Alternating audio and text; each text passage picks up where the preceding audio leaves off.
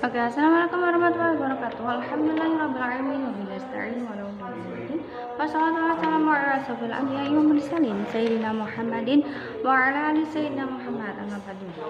Kepada rahmat Bihani dan Uiza selaku pengasuh pondok pesantren Sukukan Alhamdulillah, dan yang saya hormati juga Kepala Madrasah MTS MA Al-Quran Alhamdulillah, dan juga teman-teman guru MTS MA Al-Quran Alhamdulillah, dan juga kepada kedua orang tua saya dan teman-teman yang saya cintai, dan juga pada Mr. Afif selaku pengampu pelajaran sejarah. Pelajaran sejarah kali ini itu menjelaskan tentang Perang Dunia Kedua dan juga jatuhnya Hindia Belanda.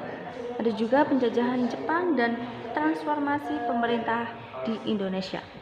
Nah, Perang Dunia Kedua dan jatuhnya Hindia Belanda itu Perang Dunia Kedua itu mulai meletus pada September 1939. Nah, dan juga Belanda itu ikut terseret dalam perang ini pada Mei 1940. Nah, Jerman pada saat itu tuh berhasil menduduki Belanda dan membuat Ratu Belanda itu beserta keluarganya menguasai bukan menguasai tapi mengungsi ke Inggris. Nah, dan juga pada serangan pertama itu justru diarahkan ke berbagai sumber minyak di luar Jawa.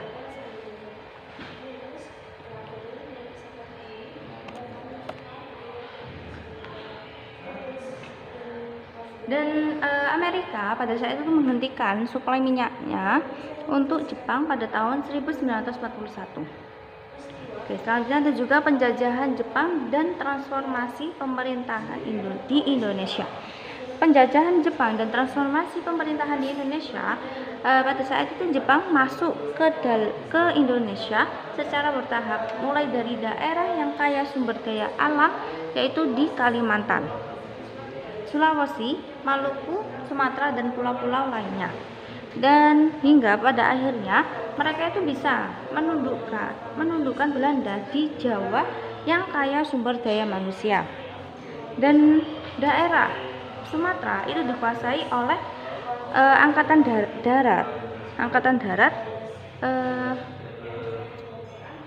Darat Rikugun ke-25. Dengan pusatnya itu di Bukit Tinggi dan juga Jawa dan Madura di bawah Angkatan Darat Rikugun ke-16 yang berpusat di Jawa, dan Kalimantan dan wilayah di Indonesia Timur lainnya itu dikuasai oleh Angkatan Laut atau Kaigun.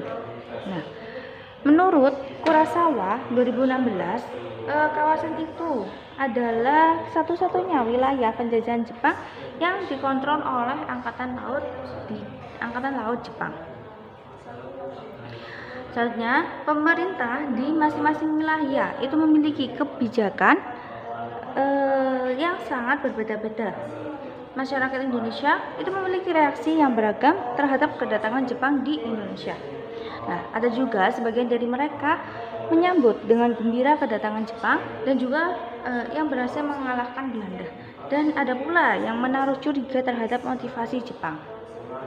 Nah, perbedaan sikap ini itu terkait dengan pendekatan dan propaganda Jepang yang dilakukan di masing-masing wilayah.